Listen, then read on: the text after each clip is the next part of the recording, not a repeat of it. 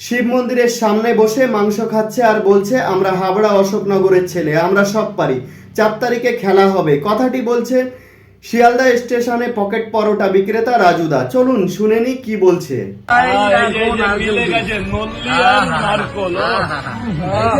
এই ভাঙ্গা হাতে এই দেখো হাতে খেলা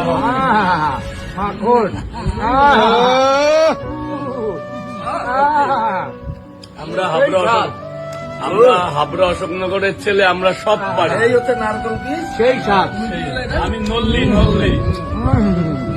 সেই জন্য কথায় বলে বাদরকে প্রশ্রয় দিতে নেই, তাহলে সে মাথায় চড়ে বসে, আর অমানুষকে প্রশ্রয় দিলে সে জানোয়ারে পরিণত হয়। ঠিক তেমনি এই পকেট পরোটা বিক্রেতা রাজুদা আজকে জানোয়ারে পরিণত হয়েছে, আর এই জানোয়ারকে কোনো রকম যেন ভগবান ক্ষমা না করে। আর আপনাদের কাছে এই রিকোয়েস্ট, যাতে সমস্ত হিন্দু ধর্মের মানুষ ভিডিওটি দেখতে পায়, তার জন্য শেয়ার করবেন।